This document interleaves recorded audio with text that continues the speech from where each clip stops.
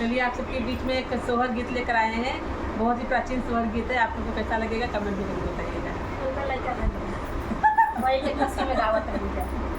लड़का हुआ है। हाँ या बता भयल पिरात बा पिरात ना हो गलुगे। जमुनिया तू पार जई तू पार गेला टार जई तू जामुन तो आगे तोड़ा न गया इते नजर भर देखी तो जामुन तो आगे तोड़ा न पिया इते नजर भर देखी तो काली जमुनिया त पार गईले पार केरा पास गईले हो काली जमुनिया त पार गईले पार केरा पास गईली हो ये साकी भेज देले अपना नौकरवा अपने नहीं आवे अपने नहीं आवे हो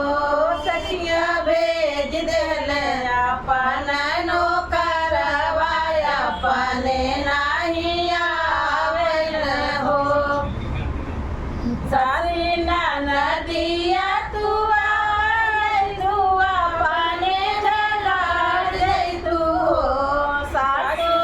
नदिया तू आए जई तू अपने में लाड़ जई तू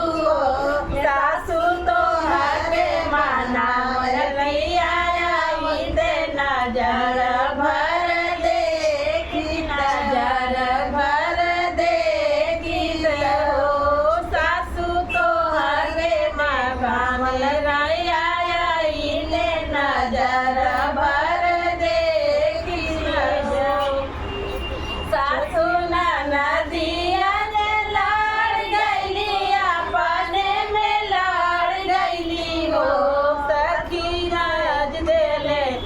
अपन मनरवा अपने नहीं आवे अपने नहीं आवे हो अरे अरे काली जमुनिया तू पार के लटक जई तू